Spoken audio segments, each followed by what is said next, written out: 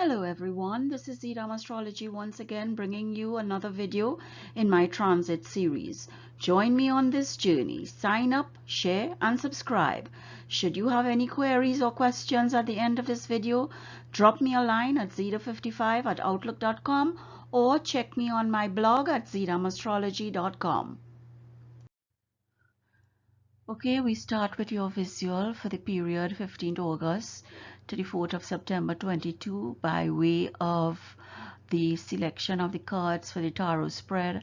And eventually I hope that our integrity, our trust in each other will build up, that I can shorten these videos by not having this segment, because this is what trust and building a relationship is all about. And the first card that we have here is the Moon card, and the Moon card is all about nurturing, all about family, all about caring, all about being sensitive, all about hidden secrets sometimes, because we have the dark side of the moon and the light side of the moon, which we call Krishna Paksha and Shukla Paksha in Vedic astrology. Then we have the energy coming through with the element of fire. So are we passionate about what we are thinking about? How far does our passion go? Is it a destructive passion? Is it a building passion? Is it a passion that will take us to new heights or bring us down to new lows? What is this passion that is going to flood our minds and our hearts and our nurturing and caring sides for this period? Well, let us see where that passion might come from at this bhava. And the bhava is the fifth bhava, the house of children, the house of past karma, the house of good things, the house of ego, the house of luck. And this is what might happen to us. Let us see how lucky we can be. Let us see how we can forge our way forwards with this nurturing and caring side and this passion that is coming through with our children. Is it that we are going to push our children, or is it that they are going to push us? All these things will be clarified when we look at the transit of the grahas in collaboration with these cards. And we are now going to look at the chakra wisdom. The chakra wisdom card that will help us to understand, one of the mechanisms that we can utilize to use all these energies around us. And that chakra wisdom card is going to be release. So what it is we have to release, what it is we have to let go, what it is we have to hold on to. Is it something that we feel that we are entitled to rather than what we need? Is it something that we want? We will see. The deities card, we're going to shuffle here now and see where the deity, or who is the deity, who is going to guide us, who is going to help us through this period of August 15 to 4th of September 2022. And this is Zeta Astrology bringing you your tarot spread in conjunction with your transit of the grahas. And the deity, well, you all know that this pack is my nemesis. You know that, the size of it with the size of my hand. But here we go. And that deity for this period is Dhanvantari, the god of medicine. So the god of medicine. So is there some healing that we need? Is it some release that will bring some healing to us? Is our children our healing, or are they the ones who will guide us to seek healing? What is the fire? Is the fire too much for us that we will have a breakdown? Our nervous system might need a rest. What is this healing that we are going to need through Dhanvantari, the god of medicine? So we'll find out. Let us look at the tetractys spread now. The previous 5 cards with the energies that will be utilized. Now the tetractys spread is coming to us with the 4 of Wands. So we have a good foundation, a stable foundation, a reliable foundation. Then we have the 8 of Pentacles. Then the Wheel of Fortune. So the 8 of Pentacles, Wheel of Fortune, 4 of Wands, Queen of Swords, 7 of Cups, with all the planets and grahas there, King of Swords. So Queen of Swords, King of Cups, sorry, 7 of Cups and King of Cups. Then we have the Seven of Pentacles. And the Ten of Swords. Page of Pentacles. And the final card that we are going to have here for this period is the Death card. So something is coming to an end. It is coming to an end because that is our ambition and creative card for this period. So let us find out what this is all about. Okay, we are here once again with the transit of the Grahas, and I usually put the first date as the Kundali. I put the 17th this time because this is when the Sun and moves into Leo from Cancer, and you know it will spend the entire month in Leo with part of next month, which is September, so that it is prudent to have this placement rather than the 15th placement. So that here we have Jupiter retrograde, Saturn is also retrograde, continues to be retrograde. We have Moon with Rahu in Aries, Mars has moved on to Taurus, Venus has moved on from Gemini to Cancer, Sun and Mercury is here in Leo, Ketu remains in Libra with the 180 degrees from Rahu, and Mercury is no longer combust, so that we don't have to worry about that. But what it is that I would like to remind you of, as always, I'm reminding you that transits are secondary to dashas. And why is it secondary? Because the dasha is the main planet that rules that particular period, so that if I don't know your Kundali, I can't tell you what your dasha is. And transits are calculated from the moon and the ascendant, as I've indicated to you before. From the moon we get a more emotional influence, while from the ascendant the impact on us might be more physical. So this is what transits are all about. And here we have the Jupiter retrograde, and Jupiter retrograde is in Pisces now. In the previous period, Jupiter was not retrograde. Now he is retrograde. Saturn still has a third aspect on Jupiter, but Jupiter retrograde, let us deal with that first, because this is the new long-term effect you are going to have for the next probably 4.5 months. Jupiter retrograde will often bring, you know, detours and chances for course corrections in the area it is transiting, and that simply means that, you know, which bhava is Pisces for you, because this is the sign that Jupiter is currently posited in. Which bhava does Pisces represent for you? You know, out of the 12 bhavas in the zodiac sign, which is the bhava? So that if it is your fourth bhava, then you will need some corrections in your family with your home life. If it is your first bhava, then you yourself will need corrections. You know, if it is in your ninth bhava, something to do with your elders or your relationship with your father, you know, so that it can change the focus depending on which bhava Jupiter sits in Pisces for you. And this is a retrospective journey with a purpose to look at the bigger picture, you know, and to find balance or temperance, as we say. And you know, you need to pull back if you veered, of course, too much. You know, it could also be that you questioning the laws surrounding the house that Pisces is for you. You know, what are the traditional values that you accept or don't accept? Are you going to be innovative? Are you going to be a rebel? Because if this is the house of enemies, do you need to look at things differently? If it is the house of transformation or the occult, the 8th house, sudden changes can happen. How are you going to deal with it? Do you have things in place? You know, for some, this could be a phase of deep questioning or a deep dive into religious and spiritual studies, because Jupiter is all about teaching. He's the guru of the gods, you know, and the spiritual nature of the fishes and the deep sea and hidden secrets and illusion with Neptune as the co-ruler of this sign tells you a lot. You know, as you gain or regain perspective and see things in a new light, you might have a discovery of a previously missed blessing or great potential. You know, a situation may have occurred that you would look at and say, my gosh, why did that happen to me? Then when you get Jupiter retrograde, now you realize, you know, my goodness, it was a blessing.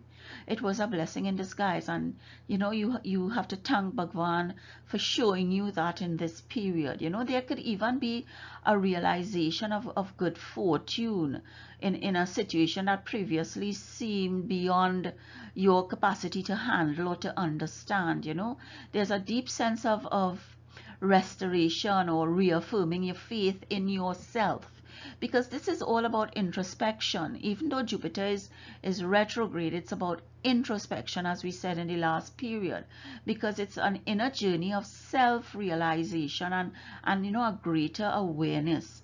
You can discover that you have a gift, because Jupiter is a seeker, you know, and it suggests that what we are seeking is within.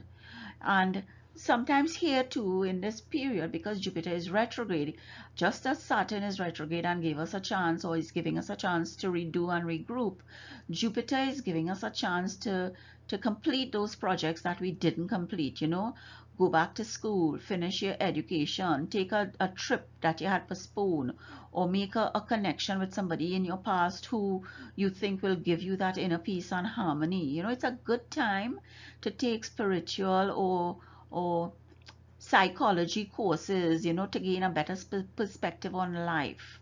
And this Jupiter retrograde phase, you know, it favors all activities that could raise money for a good cause or group. And then we dealt with Saturn retrograde, and we said that Saturn is the lord of karma, and Saturn here is in his own house, just like Jupiter is in his own home. Saturn is in his own home in Capricorn with Pluto, and Saturn retrograde is a time when karma is sorted out. You know, there's a double dose of karma, because Saturn is the lord of karma, and now that Saturn is retrograde, you have to pay your karmic debts, whether it's good or bad. The results will be either you are delayed, you are put in through some lessons to be learned, or you are rewarded. You know, past, present, and future blur into one, and if you have been bad in the past, then clearly you don't expect good rewards, do you? So that it is a time for you with Jupiter to do some introspection as to what you can change, you know. And if you have been good in the past, there's a predestined time in this period that you will be rewarded for your good deeds. You know, with Saturn in retrograde, karma will relate to how responsible you have been in the past, and transiting Saturn retrograde can be a time of limitation, restriction, anxiety, and fear. And remember, the last period we talked about the fear of being judged. So that, did you do good, that you want that reputation, that you want that recognition, that you feel that you should be rewarded, or is it that that's just pie in the sky dream, that you weren't really good? You know, it depends on you. And in recent months, since Saturn entered the retrograde zone, you would have dealt with, you know, particular issues involving your duties and responsibilities as they relate to persons in your family, your dependents, your career, your job, you know. And Saturn retrograde suggests this area of responsibility is so important that extra time is needed, which is why Saturn has returned to Capricorn for the period July 2022 to January 2023. You know, you are being tested to make sure you are ready to take on the extra responsibility that Saturn will be giving you when he returns to Aquarius in January 2023. The lessons you have to learn during this period might be hard, but they will be valuable. And then we have Saturn and Venus mutually aspecting each other. Venus with its seventh aspect, and Saturn with his seventh aspect. So it's a mutual aspect here that we are seeing. And this mutual aspect gives us a chance to really understand that there are certain things that we can't shy away from. Like, there are certain things that we need to deal with head on. And the uh, Venus in aspect to Saturn is often, you're attracted to persons in authority, to older persons, to people who represent security and status. The Venus aspect on Saturn represents a need for others to admire and respect you for your self-worth and self-value. So that could be, it could be good, it could be bad, because is that really your worth? Are you dependent on somebody else's view of you to have your worth? And at the end of the day, this Saturn Venus aspect is good for Taurus, Gemini, Virgo, Libra, Capricorn, and Aquarius ascendant. So if you are any one of those ascendants, this month-long aspect, mutual aspect here, is going to bring good things for you. A lot of this revolve around fears and doubts about giving and receiving love, in the process. But it can be how much you want to give and how much you want to receive, and that is the good or the bad of this mutual aspect. And then Venus is in the emotional zodiac sign of Cancer, while Saturn is in his own home in Capricorn, which deals with institutions. So you have traditional versus traditional with love. What is the lesson that you are going to learn here? What is the fear that you have here? And Venus Saturn aspect learns over time, the real value and worth of things. They love and are practical about their love life. This is what the Saturn aspect on Venus is. But your marriage can be affected or tested at this time, since Saturn brings limitations and restrictions. And Venus might want to be emotional about the house that he is sitting in right now. Again, which house is Cancer for you? Is it your first house? Is it your seventh house of relationship? Is it your spouse you are going to be dealing with here in terms of practical love, or fear and doubting your marriage, or the love in your marriage, or the things that are happening in your marriage? The marriage can be tested at various points here with this mutual aspect, with what appears to be obstacles and a nagging feeling probably of loneliness and some heavy responsibilities. You can express great care, loyalty and depth, and still value the practical side of romance. Can I take my spouse to dinner? Can we go on that little trip? Can we afford it? Or is it that our children needs us more at this point in time? What is happening with their school? What is happening with their education? You have to weigh your priorities. You have to give it weight as to how you're going to deal with them, because this is really a time of a little bit of chaos and disillusionment for you in terms of what is happening. And for us, let us get into the cards now, because that is the issue that I wanted to deal with in terms of the Saturn and Jupiter aspect, still the third aspect, and the mutual aspect between Saturn and Venus, and what it can bring for you. And our cards this period start with the Four of Wands, which is the unit or the beginning, the premise, the foundation of this reading. And the Four of Wands here talks about stability, security, protection. And this is the Saturn Venus mutual aspect that I just spoke about.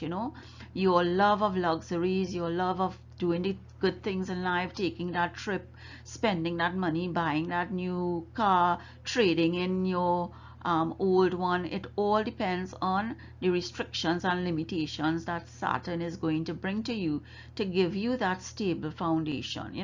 You want to escape from the ordinary day-to-day life. You want to have temporary freedom from everyday woes, so that when this card, the Four of Wands, appear, it brings with it a great sense of joy and excitement and contentment. It indicates strongly that you are entering a very stable and prosperous stage of your life. You have done the work, you have gone through the hurdles, you have worked through the obstacles or worked around them and left them behind, for you to now enjoy a prosperous period. It is a time for feeling supported by all those around you. And I always tell you that I view the Four of Wands as the pillars of the Vedic astrology cards, where I align them to the first, the fourth, the seventh, and the 10th house. And this is where it is you, your home, your relationships, and your career that bring you whatever gains or losses that you have. It is the Kendras of the Vedic astrology brothers. So this is what I look at as the Four of Wands, the four pillars, because it's only when you have those collaborating and colluding with each other, 1, 4, 7, 10, that you can get the prosperous period in your life.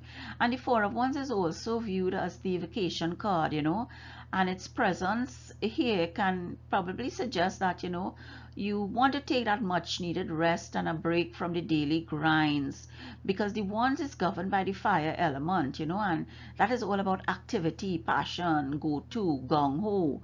But you want to take a little rest now. You don't want to be so hot and spicy anymore. You don't want to sit in the heat anymore. You want to sit in the shade under a tree, but in the sun still, so that the sunshine in this vacation is probably what you are looking for. And this holiday may give you a great sense of freedom and an opportunity to kick back, relax, and enjoy yourself. A move to a new home or a country or environment or workplace is often highlighted by the presence of this card. And if so, then it would suggest that a warm welcome awaits you if you are making that movement. So that this is the Unity card, this is the Monad card, this is the beginning of the line for you, and it speaks to that mutual aspect that we have between Saturn and Venus. So that mutual aspect is there with this Unity card. It just gives you that unity, that balance. You have to find that temperance, that balance with this card. And then we have, let us see, then we have in the power line, we have the Eight of Pentacles and the Wheel of Fortune. And the Eight of Pentacles and Wheel of Fortune is in your power line. And this power line is, the light is order, the cosmic law of creation, which is the sun. And the darkness is chaos and death. So that it is not death in the physical sense, but it is death of something. And the Eight of Pentacles talks about success, security, you becoming a master or expert, a specialist, but you are also a workaholic because you are building those pillars. You have these 8 pillars of your material wealth being stocked up here, and the Eight of Pentacles heralds success as a result of sustained and concentrated effort. And the moon here is the card with the dark consequences in terms of, what is the consequences of the decisions that you have been making. And while it tells you the dark side, it is really that you have collaborated, you have worked, you have concentrated, you have been focused, and you have built up material wealth. But now it's time to take a little bit of relaxation for yourself, because while others have been running around, you have been focused, you have not been a headless chicken, and you have kept your head down and hammered away. And moon here currently is in the sign of Aries with Rahu, and Rahu is at 23 degrees Aries, and moon is at 9 degrees Aries. So moon has already gone through the illusion and the great deceiver. Moon is no longer conjunct with Rahu. So moon has his own thoughts in terms of where he wants to go. And moon here is very creative. Your thinking is very, I want to be self-aware, I want to do things for myself, but it may be a little bit dangerous, because Moon in Ashwini can tell you that you will do anything to get your way and not think about others. So that might be the dark consequence here, and it tells you just stop a little bit, stop thinking about the material gain and think about your well-being, your mental health. And the Wheel of Fortune with the card where the sun is the aligned graha deals with conflict, and the Wheel of Fortune is really, cycles of life, fate, fortune, a chance, upheaval, because the wheel can turn either left or right, and we usually associated right with good and left with bad, but the Wheel of Fortune is generally an indicator of luck or destiny. It doesn't say if your destiny is good or bad. And recall that I was tell you that in my transit explanation, that the transit of the grahas brings you destiny that you can change through your courage, change through your willpower. And it is and the Wheel of Fortune is a significator of change, and whether it turns left or right depends on the decisions you make within this power line based on the Eight of Pentacles. Are you going to let go of your need to hoard and have success only on the material level, or are you going to balance that material level with a spiritual level? These changes should be for your greater good, but remember, not all change is easy, even if it's leading you to your destiny.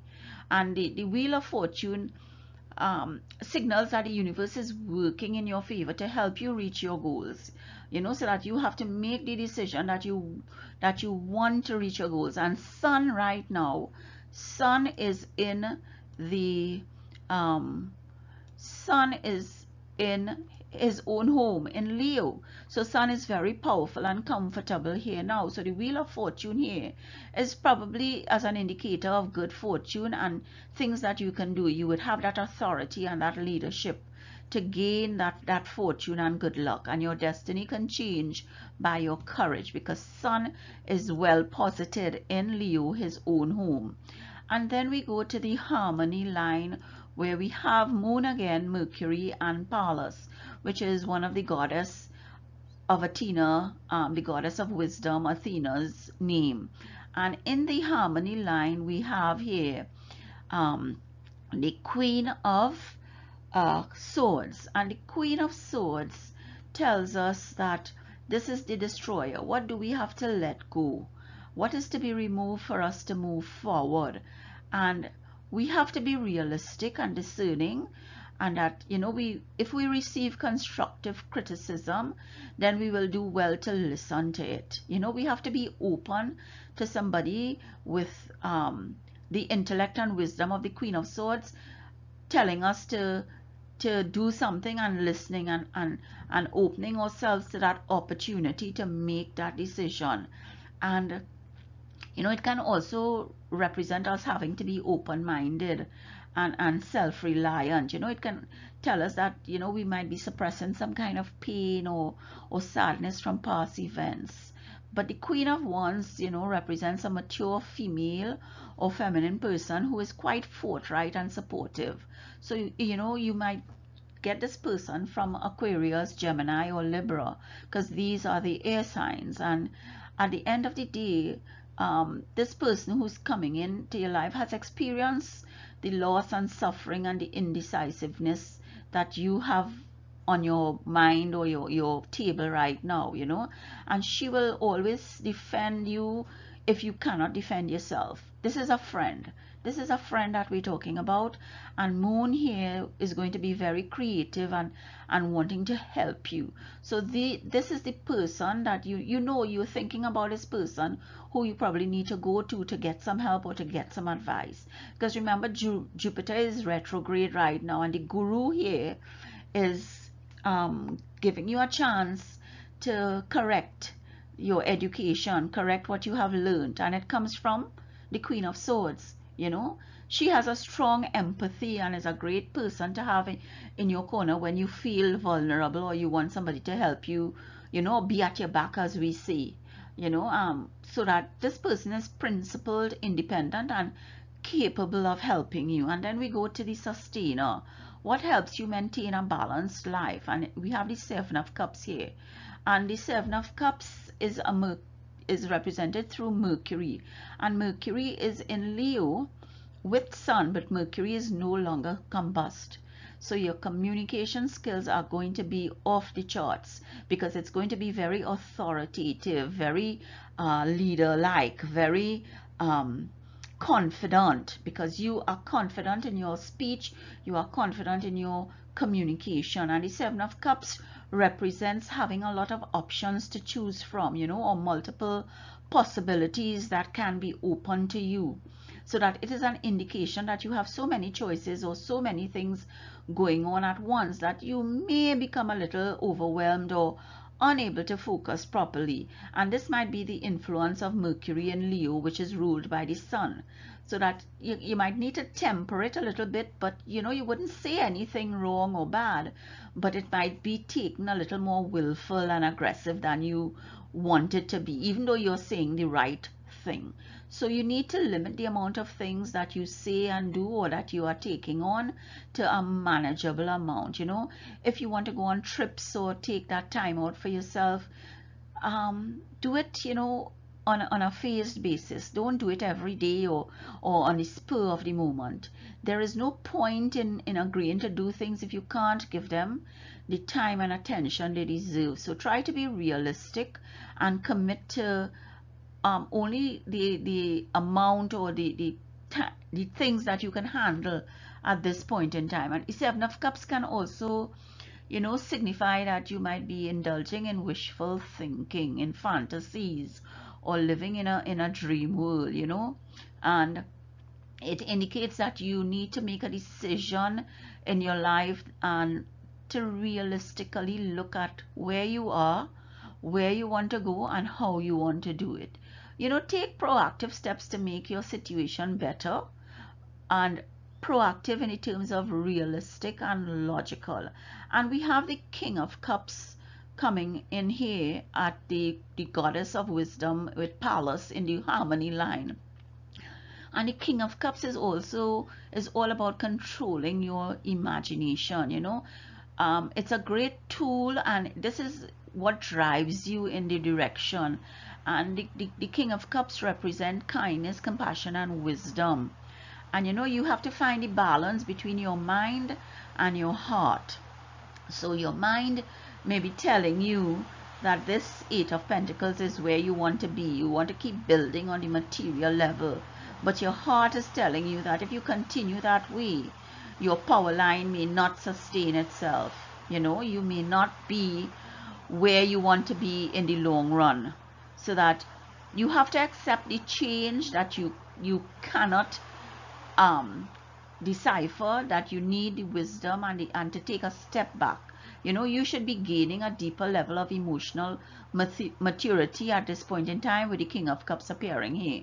So that action, the Queen of Swords with your intellect, the Seven of Cups with the many options, and the King of Swords with controlling your emotion, brings you harmony. And you know, Mercury, as I said, is in Leo, so you might be a little egoistic, a little, you know, more authoritative than you want to be at this point in time, and know it all. So temper that a little bit.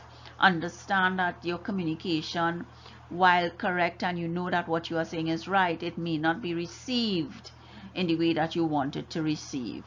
And the King of Cups brings a calming influence in your life. And he usually has very few enemies. You know, he's very family oriented. He's focused on the emotional side of life, and he doesn't really have a drive to pursue the material wealth, since he's more focused on the emotional side of life. So this is your harmony line. And then we have the material line, and the material line starts off with the Seven of Pentacles, giving us the position of Saturn. And Saturn here tells us how we are coping with everyday life, you know, how we are dealing with what is being thrown at us at any given point in time. And the Seven of Pentacles is that we are now going to have our dividends, our uh, harvest time, as it were, our rewards, our results of the hard work that we are going to do.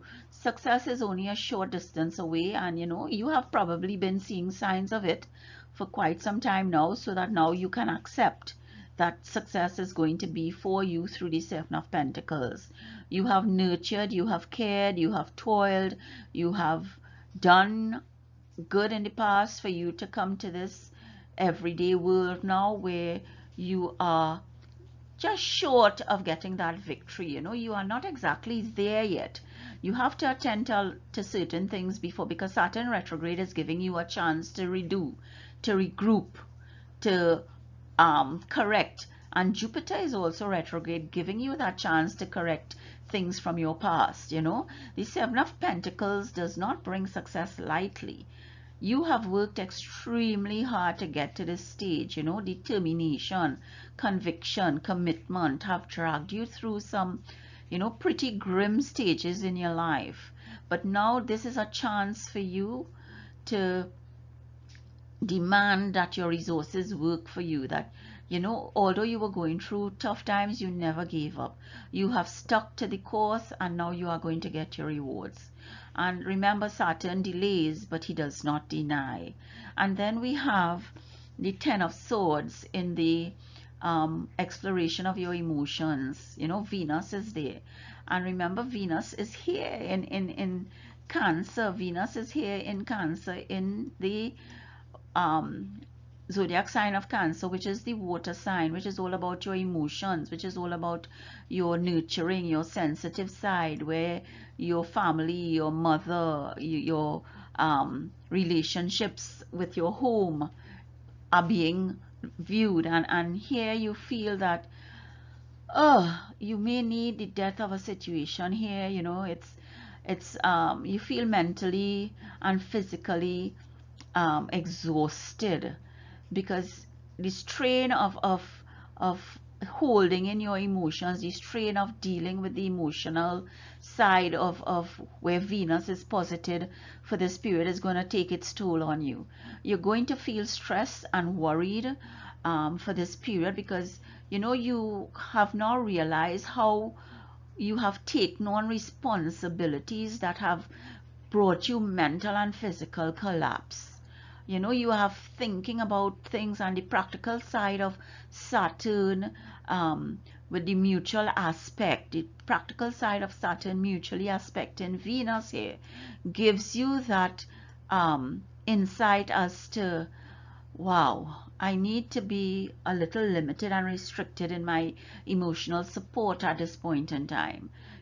Few of us realize that emotions has limits, because we fail to face our emotions for fear of being judged, for fear of looking weak sometimes. But our body is not a robot or a machine.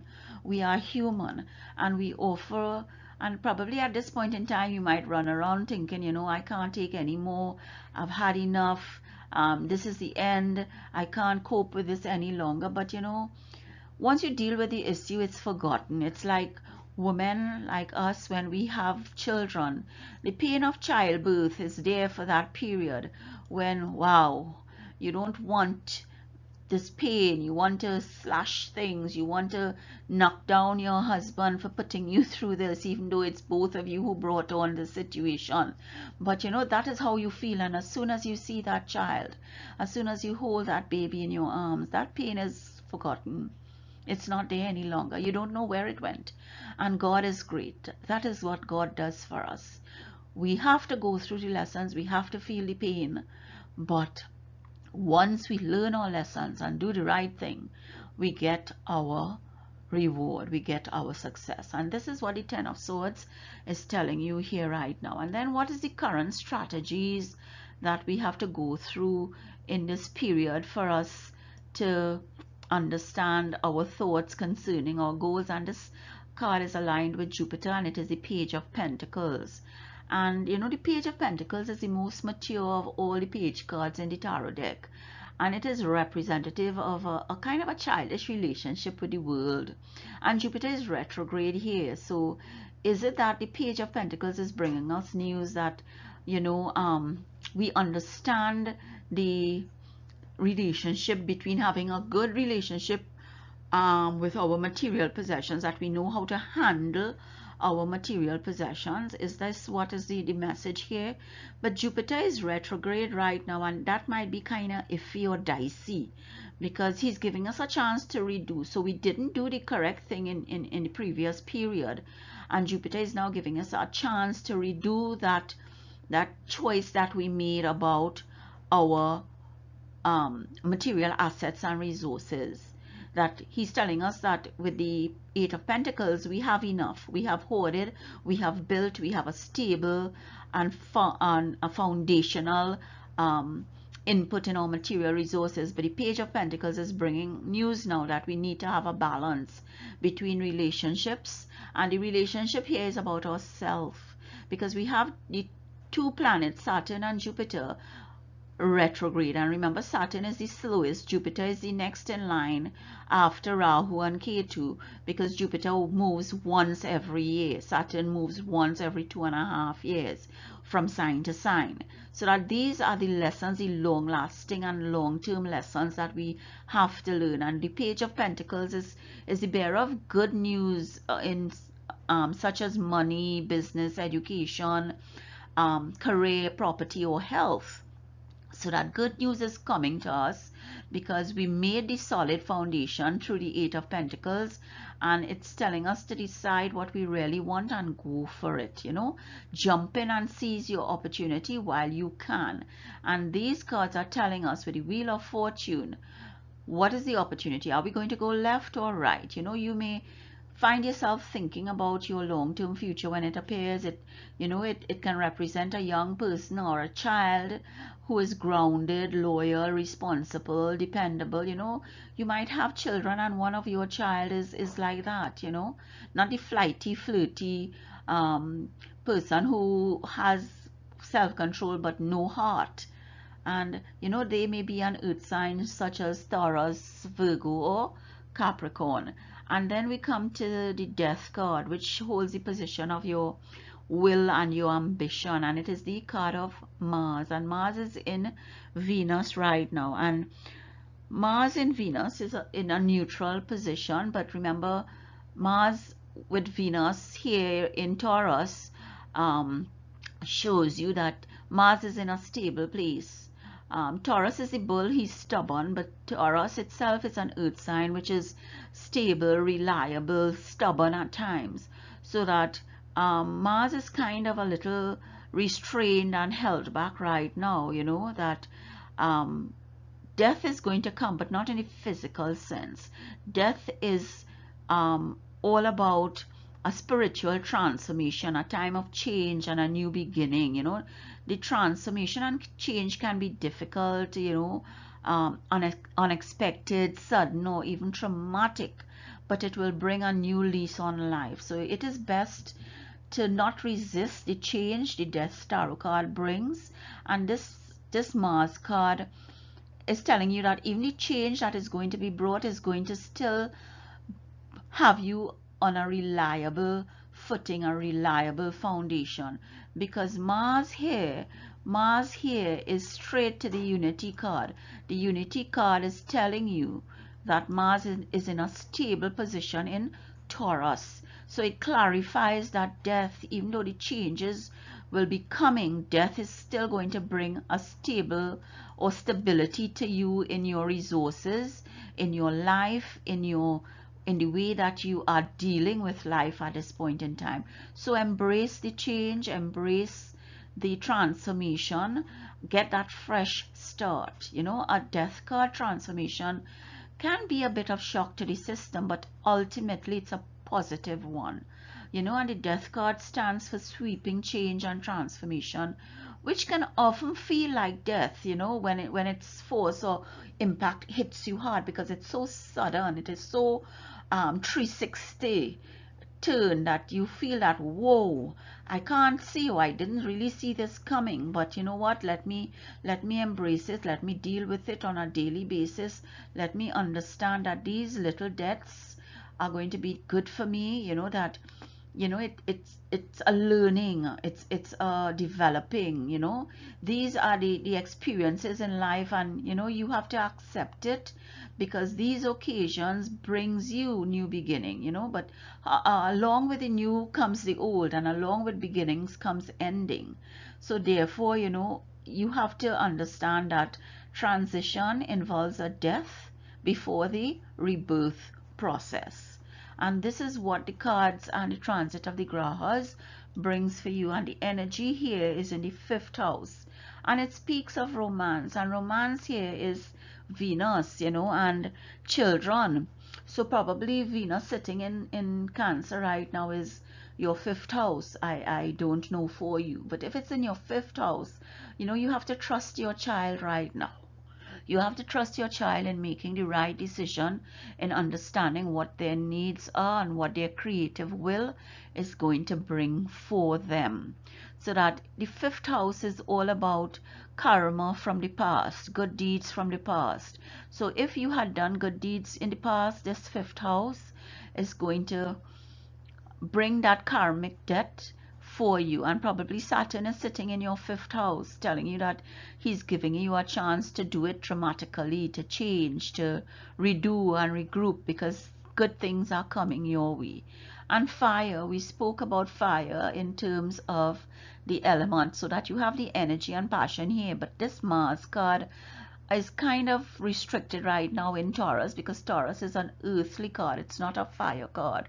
Taurus is a sign that is reliable, stubborn, and um, stable. You know, it looks at the surface, it doesn't look too deeply, but it looks at the surface, and is stubborn by what it sees. So fire may be a little held back at this point in time with the energies. And then we have the god of medicine card, Dhanvantari. This is the deity that we are looking at, and you know, it speaks about your health. So something about your health needs looking at. You need to probably visit a doctor, have a general checkup, see what's going on with you. Probably COVID is coming back. We're having a resurgence of COVID with these new variants that is coming. So it's telling you be careful, even though like in my country we have the mask mandate being lifted, or it was lifted last month.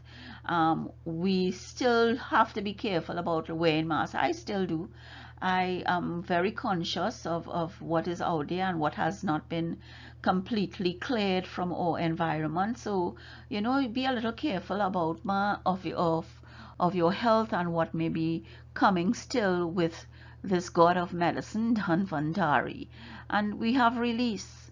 Again, release speaks to the death card, you know, release, and we are here in a cemetery telling us to release our emotions, to release our baggage, to understand that releasing our emotions will help us not be the Ten of Swords in the emotional aspect of this everyday life, that we are going to feel less relief and stress. We are going to be not nervous or tense if we do a release. You know, let go of the emotions, cry it out. The sun is shining there in the distance, even though it's cloudy. Help yourself to help others. This is what release is telling us. And then we have the moon, and the moon again is all about your mind. It is all about your thinking at this period in time. It's about your thoughts, it's about your communication. Meditate a little bit, do a little bit of yoga, a little bit of exercise that will clear the energy, sweat your body a little bit, so that the obstacles can be sweated out from your mind and your body. The germs, the diseases can come through your body from your thinking with the moon. So it's all about how you're thinking, the decisions they're making, and how it's going to affect your stability and reliability for this period that we deem August 15th to September 4th, 2022. At Zidam Astrology, you would understand now that I always give thanks to Bhagwan for him allowing me to complete another video and for me to share my knowledge and research with you. You would understand that I do things differently and that I have included tutorials in my slides where you can skip over if you're not a new subscriber or client. But it gives you an insight into how I think, how I analyze, and why I do what I do at ZDAM Astrology. I thank you for listening, and I hope something new and exciting enters your thoughts and enables your dreams. Be safe, happy, and healthy until we meet again, and hope to see you next time.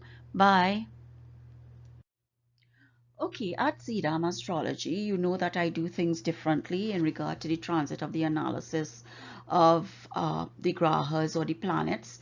And I do things differently because of the movement of the planets, where they move either monthly or annually, or like Saturn every 2.5 years.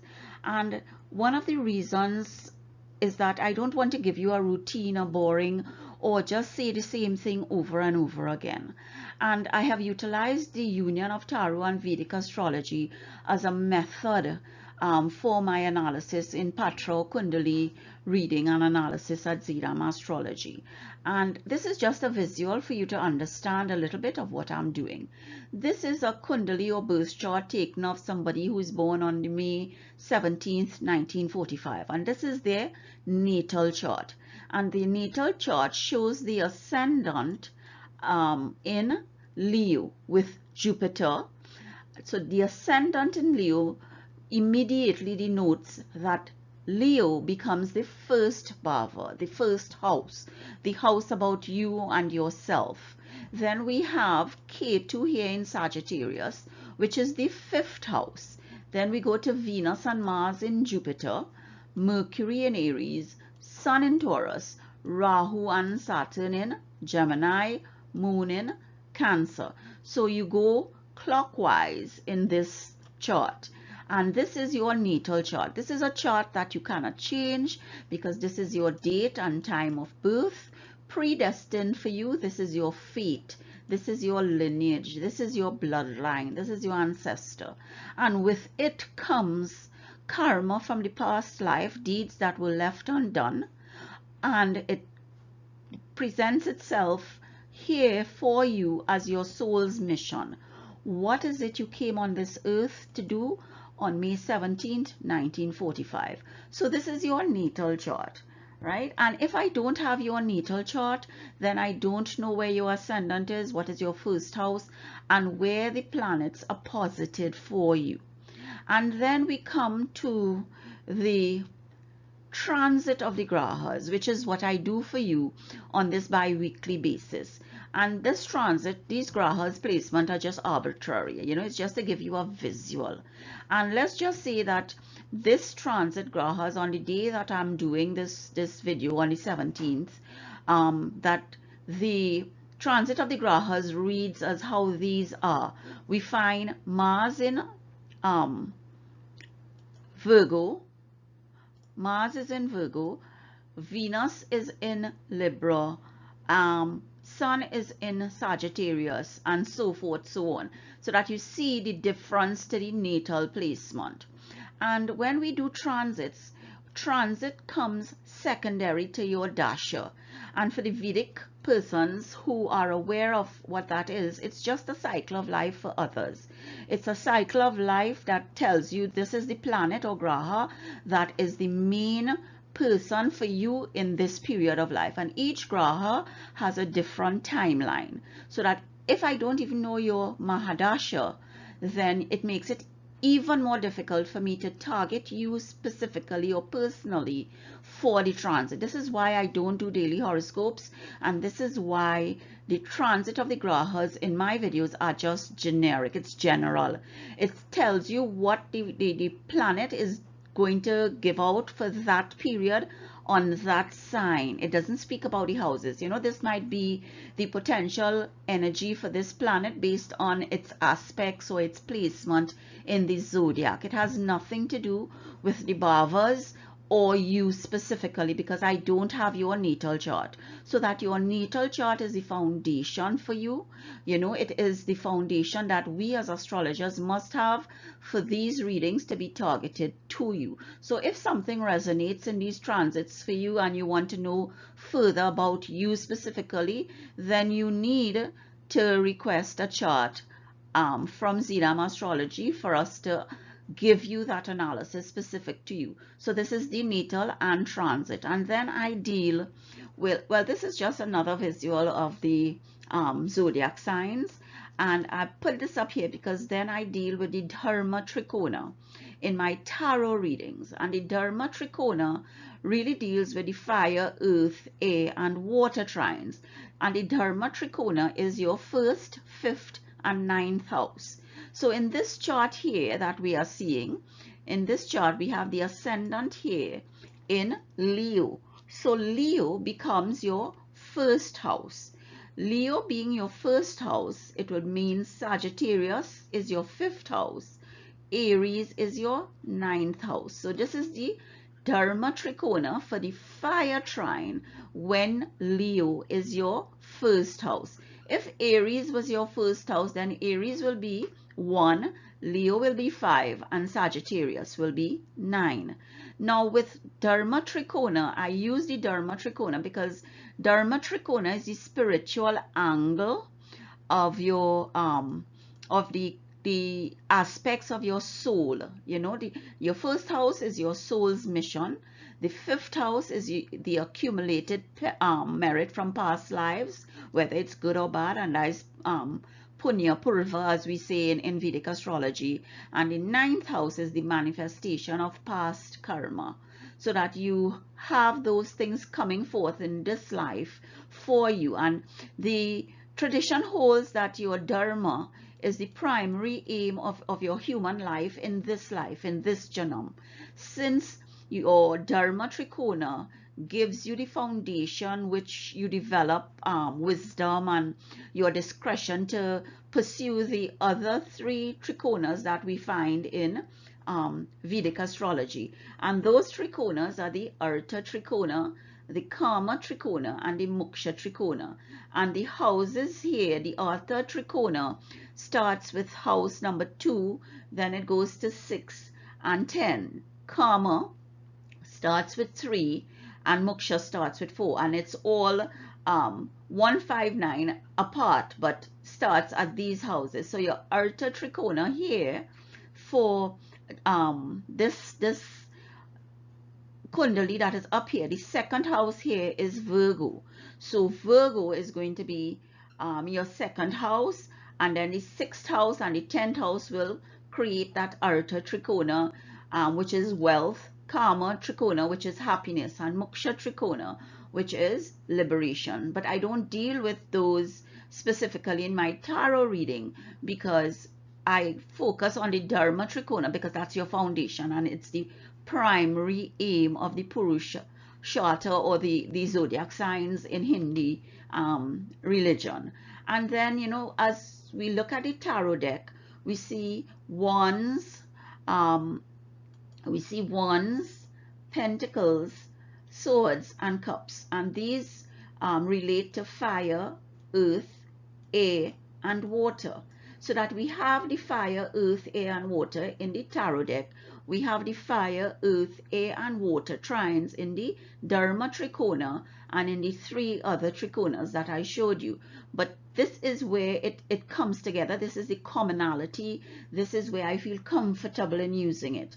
And wands is aligned to clubs.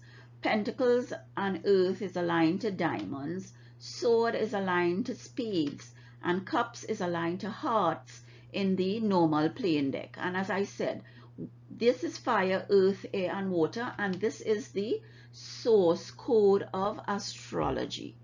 So that the source code of astrology is also found in the tarot deck. And when we use the source code of astrology as a blueprint of our soul, we become architects of our destiny. And remember, destiny can be changed when we use courage, willpower, compassion, choice. Fate we cannot change, because fate is our natal placement of the chart. We cannot change our birth date, we cannot change our birth time, we cannot change where we were born on this date and time, but we can change destiny through our actions and choices, and therefore we become the architects of our destiny by using this blueprint of fire, earth, air, and water of our soul. So this is, you know, the timeline that I'm giving you. This is the little explanation. And as Zidam Astrology is doing things differently, I feel it is incumbent upon me to give you an explanation for you to understand what I do, why I do it, and how I do it. So that I hope this resonates with you. I hope you understand what I mean when I say what I said here, and that my communication was clear. If you should have a question on anything, I am always open to discussion and learning. I have a wealth of knowledge that I have researched, but there is always more to learn. So feel free to send me a line, to comment on my blog, to comment on my channel, and share, sign up, and subscribe. I have left this slide up in my videos mainly for my new subscribers or persons who are not aware of some terminology that we use in Vedic astrology, and where how we divide the sky into the signs, the rasis, the nakshatras, the stars, and the padas. You know, it may not be terms that you are aware of or that you have used on a day-to-day basis, and this is just giving you a heads up and to give you an understanding of what we mean, or what I mean as astrology, when I talk about the nakshatras and the padas and the placement of these nakshatras and stars and what it means for your kundali.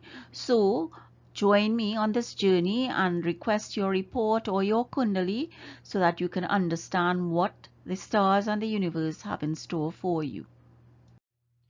Okay, before I close off this video, I'd just like to remind you to subscribe, share, and sign up at zidamastrology.com or to my channel here on YouTube, where you will get all your readings, your patra readings, your tarot spreads, your runes and crystals inclusive in your reports, and your chakras. Please share, sign up, and subscribe.